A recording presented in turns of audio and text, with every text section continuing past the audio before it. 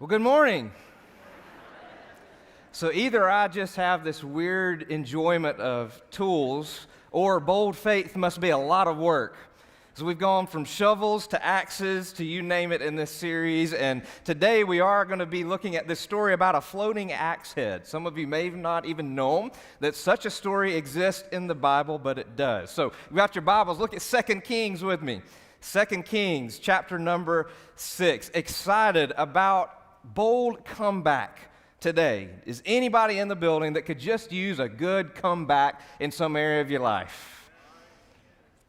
Maybe you're going to be revealed some of those areas even today as we dig into this series. If you don't know me, my name's Kevin, pastor here, and if you're a guest with us, I want to tell you that we're so glad you're here. Just sit back, know that you're among family, that you're among friends. We like to have fun at this place. I believe that the church should be the most fun, exciting, energetic place in all of the world because we have the hope of the world, and his name is Jesus.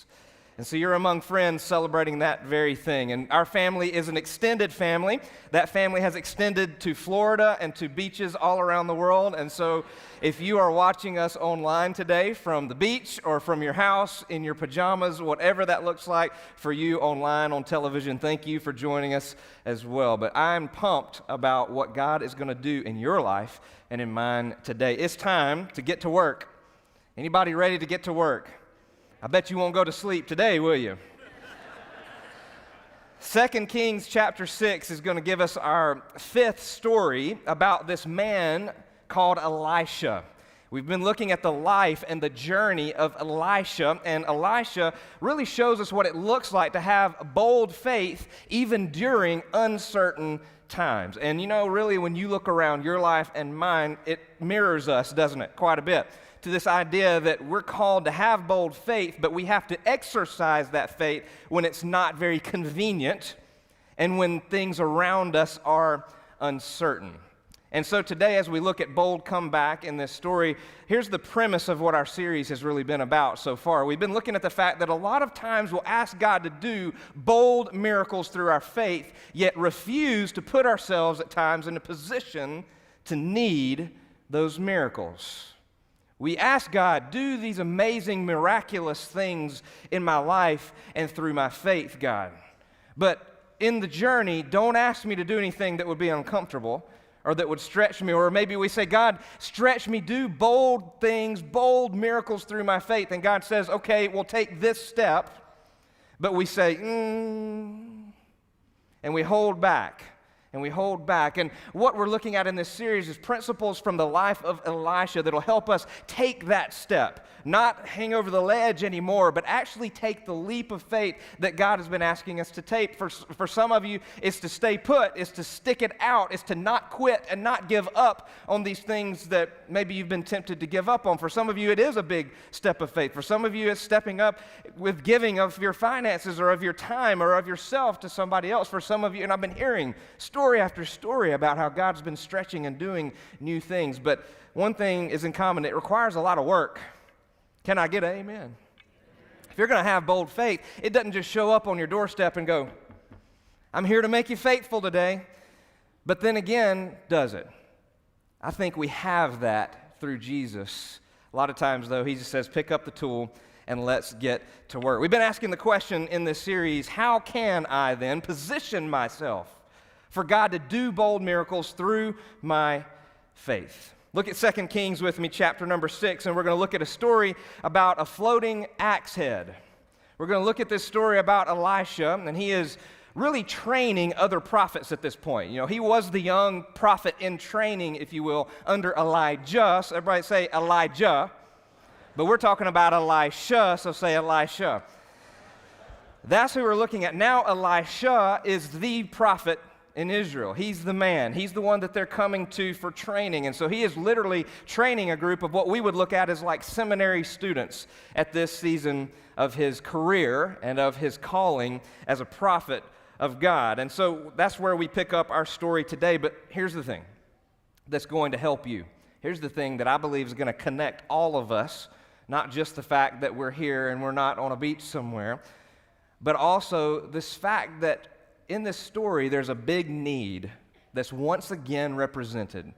Have you noticed that theme throughout Elisha's life? Those of you who've been tracking with us on this series, the theme really is that it's the emptiness that we bring to the table that God really uses the most to do the biggest things, the most bold, miraculous, faith-driven miracles in our life. We've said over and over that my emptiness is just evidence. And I want to remind you of that. Somebody needs to hear that today. Your emptiness, the things that you don't bring to the table, the needs that are so present in your life, that emptiness is just evidence of your readiness for God to do something bold and big. Let's look at 2 Kings chapter 6. We'll read the first 5 verses of this story. It's one of the oddest miracles in all of the Bible. But I think there's something here for us to take away today. Let's look at the Word. I'll be reading from the English Standard Version, so if you want to get your apps or iPads or whatever that looks like, you can get that out, ESV version. And then those Bibles in your seats are the same version. If you don't have a Bible, I want to encourage you, take that one home as our gift to you. You can take that and use it. Who's ready for the Word this morning? That was weak. Let's do it again. Who's ready for the Word this morning? There it is. Verse number 1, 2 Kings chapter 6. Love this story. So excited to teach it to you today. Now it says, the sons of the prophets said to Elisha, these are those seminary students in training, see, the place where we dwell under your charge is too small for us. Let us go to the Jordan. There's that Jordan River again, if you were here last week. Let us go to the Jordan, and each of us get there a log, and let us make a place for us to dwell there. So this group has been growing. They're training. They're following after God, but they've grown. It's a beautiful thing. They're expanding. They're in need of that. So let's build us a place that we can continue growing and training. And it says, and he answered, go. Verse 3. One of them said, be pleased to go with your servants. Come with us, Elisha. And he said, I will go. Pretty simple story so far, but it's about to get weird. Verse 4. So he went with them, and when they came to the Jordan, they cut down trees. But as one was felling a log, his axe head fell into the water, and he cried out, alas, my master, it was borrowed. Pause there, and we'll get to verses 6 and 7 in a minute, but that sets up our story. A couple of things you should know is that it was a borrowed axe. You notice that. It was one that he wouldn't have been able to afford on his own as a seminary student. I've been there and done that, and I can understand how you can't afford a nice axe, and that's where this guy is. It was borrowed. So again, just like the widow's oil story, we have a debt that can't be repaid. Why was he so bothered by this? A few reasons. It was an iron. If you look later in the story, we'll see it in verses 6 and 7 when we read it. It was an iron axe head. Now, iron was pretty high cost then, during this time. Most of the tools that people would use would actually be made of bronze. And so this was a nice axe. It was a nice axe. And it was one that this seminary student, obviously he didn't own one for a reason, but he couldn't repay that debt. That's why he would say, Master, the axe head fell, and now I have a debt I cannot pay. That's the backdrop of this story, another emptiness picture for you and for me. And a lot of times we represent that. He couldn't pay the debt back, and he had lost something very valuable. Confession time. Confession is good for us sometimes, they say. How many of you constantly lose things? Go ahead. I think there's more. You're in church. I can remember times where I've lost car keys. One time I was looking for car keys in the bottom of the car, and I literally had it hanging in my mouth. Looked for sunglasses, and they were right here on top of my head before. Anybody ever done that? I found 2 really good tools that we use a lot in our house. How many of you have an iPhone? Well, there's this amazing app called Find My iPhone. Woo, buddy, have we used that app. It's an amazing feature that even if it's on silent, you can make that thing beep. And so it's in the closet or the bathroom or the car, and you just walk around and you hear ding, ding. We use it all the time. Some of you are already looking it up, aren't you? It's okay, you can do that in church. We even have a remote. How many of you lose the TV remote in your house? Yeah, our kids will carry it off somewhere. There's no telling where it goes. Well, there's a button on the receiver that makes it beep now. It's a new thing, and we love it because we lose things sometimes. And you're probably like me, and you lose things a lot of times. But here, I want to talk to those of you today, though, that you would say you've lost something a little bit more valuable in nature than an iPhone. sunglasses, car keys, or the tangible things in your life, you feel like you've lost something spiritually. Some of you feel like, I've lost my joy. I've lost my faith. I used to be so passionate about serving in the children's ministry or the youth ministry. I used to be so passionate about sharing the gospel, and I've lost that. You feel like, I lost what I once had. I used to be so passionate. I remember coming back from youth camps. I've called it the youth camp passion. You come back from youth camp and you're fired up and ready to go. You can't wait to charge hell with a squirt gun kind of faith. You're ready to go. But then the next week comes and your passion starts to sizzle down a little bit. Some of you have lost that joy. And some of you go back to a season of your life in your faith where you would say, boy, I wish I could have that back. I remember when, and you fill in that blank, but now, here's where I am. Maybe it was right after you gave your life to Jesus, right after you got baptized, and something that once was is now gone, and you've lost it. You've lost your spiritual, you ready for this? You've lost your spiritual edge, if you will. I believe, hear me, I'm excited today because I believe with all of my heart that some of you are going to get your edge back today. That some of you are going to make a bold comeback today. And I want to talk about how we can do just that because I love what the bottom line of this story, what today is all about is, and if you're taking notes, you can write this down. The bottom line of today's message is simply this, that Jesus is the king of the comeback. We serve a God who was buried in a borrowed tomb, who walked out of the grave defeating death, hell, and all of the sin of this entire world. He is the king of the comeback, and if he could walk out of and come back out of death and hell and the grave for you and for me, what makes us think that he can't help us find the stuff that we've lost? Jesus is alive today, and he is the king of the comeback. He's walked out of the grave, and you ready for this? The same power. Everybody look at me. This is going to help somebody in this place today. I believe it with all my heart. The same power that raised Jesus from the dead is available to you in that area that makes you feel like you need to come back. The same. Now, you should be shouting about that. The same power that raised Jesus from the dead, you're telling me, Pastor, is mine? Yes. That's the God that we serve. Some of you could testify to the fact that you've already had a financial comeback. Anybody with me? God already helped you overcome something unovercomable. God already helped you come out of a relationship struggle. How many of you have had a relationship comeback? A marriage comeback? How many of you have had a comeback that nobody thought you could ever have? Some of you, I've heard your stories. You've had a comeback because Jesus stepped in. And for some of you, that comeback starts today. Let's look at this story, and I want you to know I read a quote this week that just screams this story to me and this idea of a bold comeback in our life, and the statement was simply that on the other side of every disappointment is a God appointment.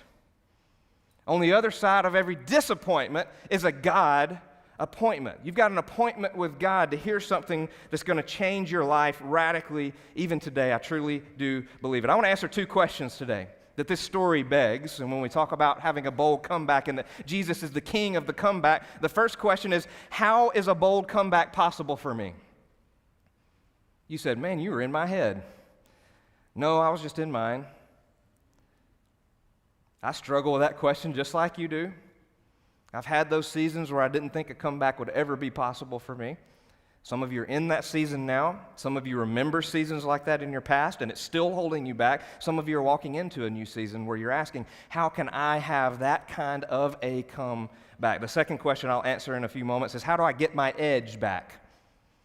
If I lost it, how do I get it back? Just like the axe head, floated too deep to find. How do I get it back? I want us to look at those two questions. I'll give you a couple of thoughts on each. Let's start with, how is a bold comeback possible for me? Some of you already wrote the rest of the sermon off saying, it's not. I want to give you two reasons that I would respectfully disagree with you based on the power of Jesus and his word today. Two reasons that a bold comeback is possible for you. Let's look at verses 6 and 7. I love this story. Last two verses here, we already saw that it fell, it's over, A debt cannot be repaid now, so what are we going to do? So we look at Elisha and say, hey, help. You ever had those moments? Help. Verse 6. Then the man of God, this is Elisha, he said, this is a borrowed axe. I can't pay it back. Elisha said, verse 6, where did it fall? Underline that. Where did it fall? We're going to come back there when I answer the second question. Where did it fall? And then he showed him the place, and he cut off a stick. Imagine this. He cut off a stick, threw it in the water, and made the iron float. And he said, underline this as well, take it up. Take it up. So he reached out his hand, and he took it. End of the story. Interesting. We skip it a lot of times and go, wow, that was cool. I have no idea what to do with that, but that was cool. But I think there are some very interesting metaphors that we can pull out of this story. And so let's talk about how is a bold comeback possible for me. Number one, if you're taking notes, my big God. This is probably my favorite thing about this story. My big God cares about the little details of my life. Everybody look at me for a second. God cares about even the little things that even other people in your life, they don't seem to care about. God cares about the little details of your life. I challenge you this week. Here's a challenge. Write this down. A little homework assignment in the side margins of your notes. Look for God in the little things this week.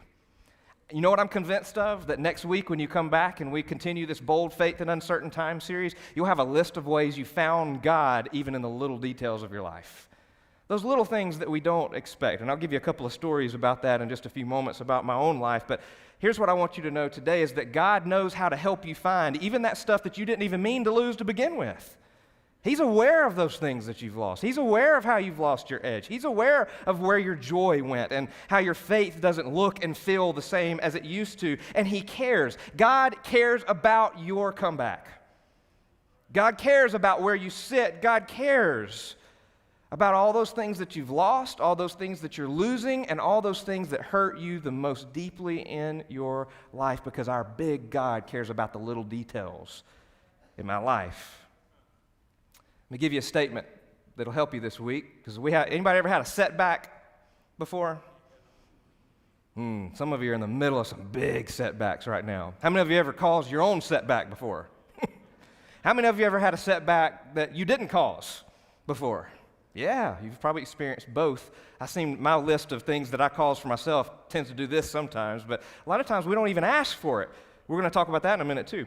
But let me give you a statement. Your setback, I truly believe, your setback is just a set up for a comeback.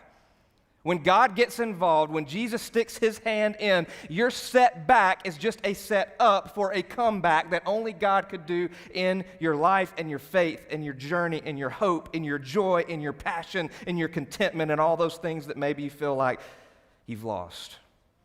So how have you lost something? How have you lost that spiritual edge, if you will? We have an enemy, if you haven't noticed, a spiritual enemy who seeks to kill and destroy everything that God is building in terms of your bold faith. Sometimes it feels like he's winning the battle, but he's not going to win in the end. Who's read the end? Have you read the end? If you haven't read the end, you should read the end. You know what I find? He wins. And the enemy that wants to do nothing but seek you out, hunt you down, and kill and destroy the faith that God is building doesn't hold a candle to my Jesus, who's the king of a comeback, and He will do that in your life today. But it's that big God that cares about the little details of my little life. Why? I still can't answer that totally, except that He just loves me. He just loves me. Some of you may not even be able to say those words because you don't truly believe it. I pray that you leave here today knowing that you're loved, that Jesus meets you right where you are. God cares about your comeback. He cares about every need that you have in your life. And today, the second reason I believe that a comeback is possible for you, yes, you, is because my God defies gravity with His grace. My God defies gravity with His grace. Some of you today would say, my situation, the gravity of my situation is pulling me down in ways that I can't overcome. Not even Jesus could overcome the way that gravity is pulling me down because of my situation. But we serve a God whose grace defies gravity. Just like He can make iron float in a river, He can bring to life that which is dead inside of you and me. I serve a God whose grace defies gravity. That means that His grace is bigger than my situation. That means His grace is bigger than the rebellious child that you're trying to bring back to Jesus. That means His grace is bigger than all of those job problems that you're having and you're wanting to run away from it today. That means His grace is bigger than the fears that hold you back from taking the steps God's called you to take today. He's just getting started with you. His grace is sufficient for you. Some of you came in the doors today believing that His grace is not quite enough. You might not say those words, but in the depths of your heart, you truly didn't know and believe that His grace is enough for you. But you're going to leave today knowing that His grace is sufficient for everything God's doing in your life. I pray that over you today. I pray that it's a comeback moment for you today to see that His grace is sufficient. It even defies gravity. Best story I can think of in my own life about that. I was 20 years old. I was full-time in ministry, not with a paycheck, but with the time I was putting in. God had just called this young punk to ministry, and I was trying to figure out what that looked like. I was full-time in seminary, undergraduate studies in seminary, full-time in construction. I was married, and I was overwhelmed, and I was stressed out, and I was carrying a big load for a 20-year-old kid, and I didn't know what to do with that load. I prioritized the best I could, but before long, I developed something that 20-year-olds don't typically develop, and it's called shingles. And the doctors simply said, it started on my right eye, on the eyelid. That was some painful stuff, folks. And my eye swelled shut. Went to the doctor, and they said it's shingles, and they got me on medication, all that stuff. And they said, you really shouldn't be having shingles. Are you stressed out? And I was like, mm-mm. And they went, you sure? And I went, just a little. And they said, really, this is most likely stress-induced. And so for 30 days, I was literally on my back, my eye swollen shut, in writhing pain, and I had all this stuff I needed to do. I wasn't working, wasn't getting paid, the bills weren't getting paid. It was a financially stressful time. It was a ministry stressful time. I was still trying to prioritize ministry even over my family. It can happen. Your job can do that. Lots of things can do that. I was trying to do that even from my bed. For 30 days, I laid there on my back, angry. Still trying to get it done. I had everybody cross your arms like this. It'll feel good. It'll feel even better in a minute when we uncross them. Some of you spiritually, this is you right now. That's where I was. But you know what God did eventually? Drop them.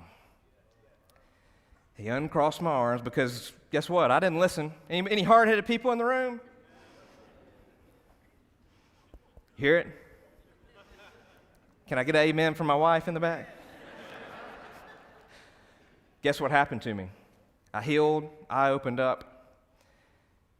Middle of the night, probably 2 a.m., laying there beside my wife, and I said, it feels bad again. She said, it sounds the same and it looks the same as it did when it all started. I said, no, it's not. Middle of the night, we were back in the emergency room. Same place, same result. My eye swelled shut. And I spent 30 more days on my back with the same thing. 60 days, there I laid. Second go around, I said, okay, God. You say, would God use something like that in your life to speak to you? Yeah. He did in my life. I go back to that. Well, God wouldn't use something so bad. Yeah, He would. I'm a walking testimony of that. He'll use even the darkest moments to teach you the things that we need to learn the most. And I laid there and I was depressed. And then there was one, I remember the lowest moment. My father and my family's here right now. my wife and her mom and some other people with the children's ministry I was leading at the time went to this conference that I was supposed to be at, and I wasn't going to be there again. And I was depressed, and I was at probably the lowest point of my life, and it was then that I learned a few things about me that I carry around today. And I still remember my dad coming over. He brought store-to-door pizza. That was our favorite pizza place in Georgia that we would, and he brought it over, and he just sat there with me, and he came in, and I was just sobbing. I still remember it. I still remember his face. He may not even remember exactly what that looked like, but I was just sobbing like a baby. And he came in, and he didn't really know what to say like anybody else, but he just sat the pizza down on the table, sat across from me on the couch, and just cried with me, watched me cry, prayed for me, listened. And I talked about how I feel like I was on such a great trajectory in my life, and I was getting so much momentum, but I felt so low, and I didn't totally know why. And it wasn't until after that day, and he just sat there. And by the way, a little practical note for you and for me. Sometimes the best thing that you offer to a very tough and difficult situation is not this, it's this. It's just sit and be present. The best present you can bring to a tough situation is your presence, not your words. You don't always have to have the words to fix everything. That's what he did. He sat there with me. He cried with me. We prayed together. And it was following that I took away. And I really tried to boil it down this week to what did I learn from that? And here's what I learned. I think it was Bill Hybels that once said this. This was a characterization of my life. The way I was doing the work of God was destroying the work of God in me. That can happen in your life too. The way I was doing the work of God was destroying the work of God in me, the things that he was building, the things that he was showing me. I learned that I was praying publicly, but I wasn't praying privately. I was getting up in front of crowds and praying, but then I didn't go home and pray in the mornings before I started my day. I was prioritizing professionally, but I wasn't prioritizing personally. My ministry started to trump my marriage. I was a full-time pastor, but a part-time follower of Jesus. That's what I learned about myself. I started to care more about the appearance than I did the substance. And I had a mentor speak into my life during that season and said, you know, ministry is not a sprint, Kevin, it's a marathon. And I would tell you, your faith, it's not a sprint, it's a marathon. I tell you those stories because it was a setup for a comeback. It was after that low moment where I sat there and cried with my dad in that living room with store-to-door pizza. It was after that moment that God showed me those things that now walk with me every single day, and it serves as a reminder. It was a deep, dark, low season in my life, yes, but it's one of those seasons that changed everything. You want to see what it looked like? By the way, go ahead. I was reluctant. If you're squeamish, don't look. Just so you know, that's what it looked like. And I was looking at that picture. Okay, you can take it down. I was looking at that picture this week, and it just serves as a reminder of a low moment in my life when God did some amazing things and taught me things that characterize who I am every single day. And I truly believe that in this moment today where you feel like you've lost something significant, when you feel like you're in a low spot, that God's grace is going to defy gravity in your situation. It's going to flip it upside down and set you up for a comeback. Because if it weren't for that season of my life, I wouldn't be who I am today. God used those pieces of my life that I hated to do the things that I needed, and to teach me and set me up for the long haul of faith that he has called me to lead through. And I learned this statement that I want to share with you, that God often works the most when we find him the least. God often works the most when we seem to find him the least.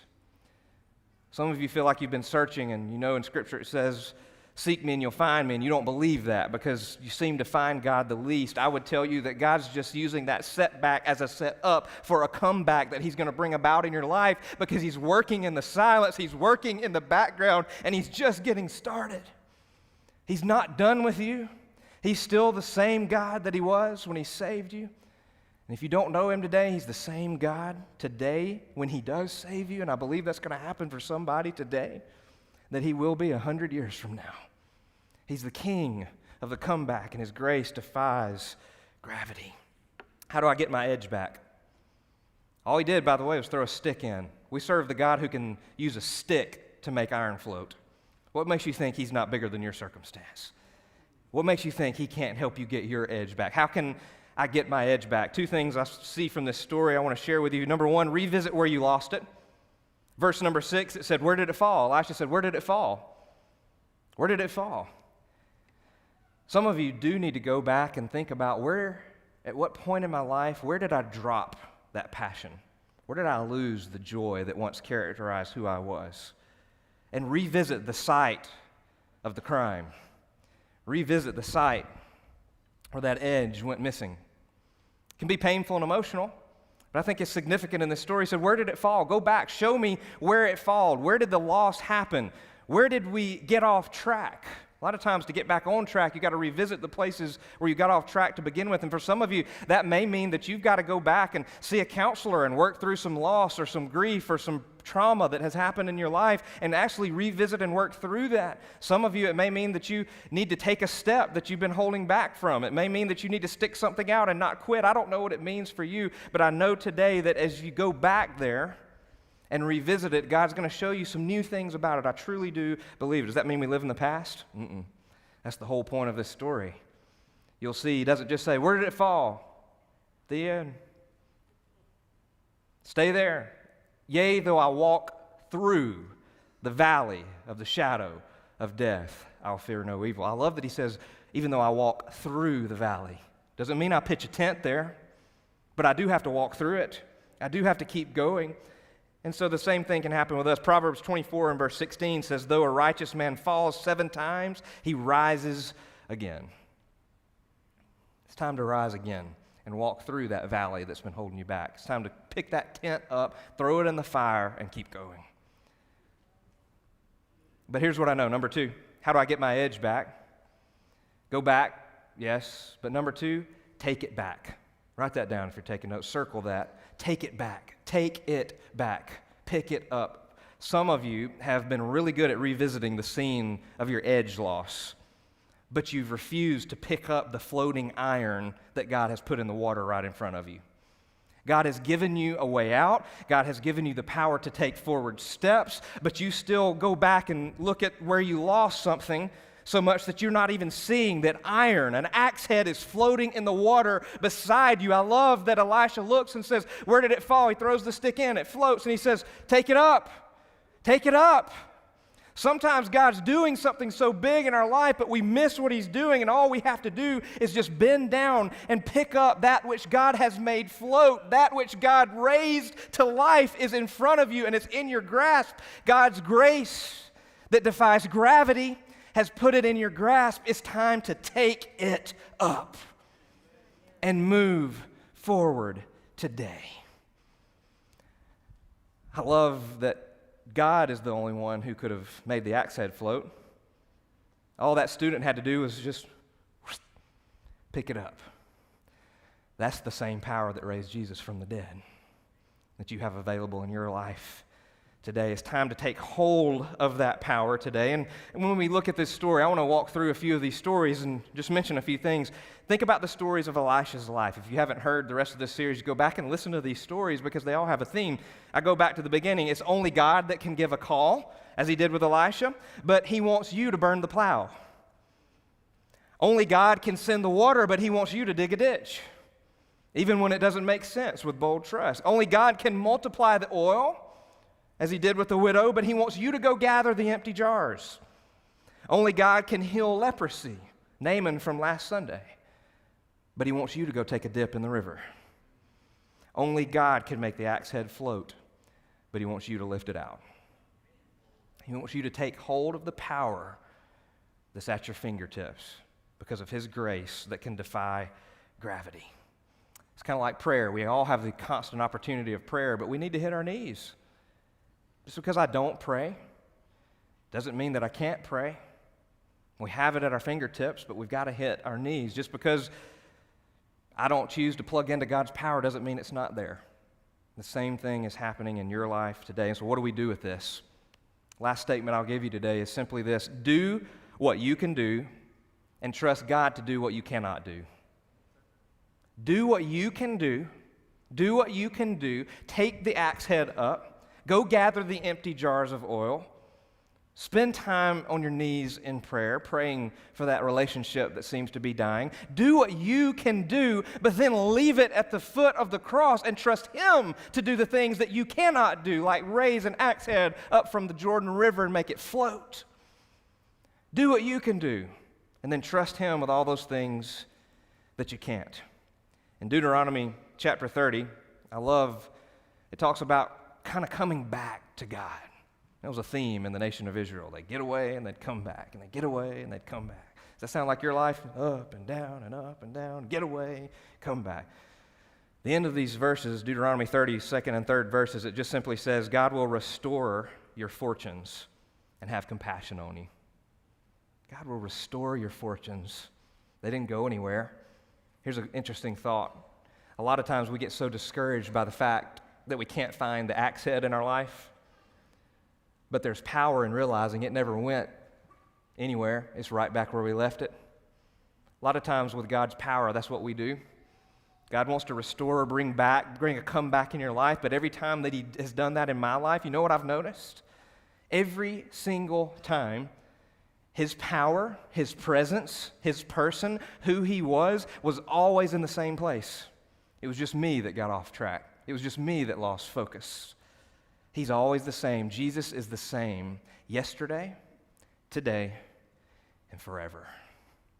He'll never change. He'll never forsake you. And for some of you today, you need to realize that Jesus is the King of the comeback. And take hold of the floating axe head in your life and follow Him and trust Him like never before. Close your eyes with me for just a moment. I just want to ask you to reflect on that thought.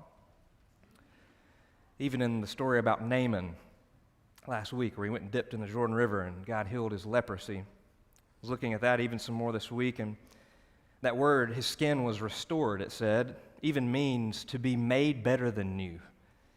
To be made better than new. Our God specializes in making things better than new in your life today. For some of you that know Him today, you've had something and then you've lost it. It's time to take hold of that which you've lost. And you know what that means. You know what step of faith that looks like for you. And I challenge you to pray and lay it at the foot of the cross. But I want to speak particularly in this moment to those of you who would say, I never really have found Jesus. My sin has dropped my eternity into the bottom of the Jordan River. My sin has put eternal life and grace out of my reach. And I would tell you, if you don't know Jesus, you're exactly right. It's a hopeless situation that we find ourselves in when we don't have Jesus. Oh, but the same God who raised Him from the dead did something for you, because Jesus is the King of the comeback, and your greatest comeback comes from that moment when you just simply say, Jesus, I do need you. My comeback begins where I end. My salvation begins where I end. I've been trying to save myself and be good enough, but today I realize I'll never be good enough. And so, Jesus, today I give you me, not just some of me, but all of me. You say, why would I do that? Because that is salvation. So many times we make complicated that which God made so simple. Today, if you would say, I don't know that I could spend eternity in heaven with God because of my relationship with Jesus, your salvation begins today if you end today, where you say, Jesus, I'm yours. It's no longer about me. My life is now yours. I lay it at your feet. Defy the gravity of my sin with your grace, Jesus. And you know what? Some of your hearts are screaming that in this place today. You not only believe, but it's time to trust. Stop trusting in yourself to save you and start trusting in Him to save you. I'm not going to lead you in a prayer because you know why? A prayer doesn't save you. A prayer doesn't save you. A prayer is just our means by which we talk to Jesus. I'm not going to lead you in a prayer because I believe your heart is screaming it from your own words, and the salvation comes back to the condition of that very same heart that's screaming to Jesus now. Some of you need to take that step and cry out to Him and ask Him to save you. And the Bible promises, and what I love is that it's not just the Bible that promises it. The Bible is the Word of God. It's God who looks into the depths of your heart, the depths of your soul, and promises you that you shall be saved if you believe on Jesus Christ. It really is that simple. nobody looking around, would you take that step across this building if you would say, that's me, I need to do that in this place?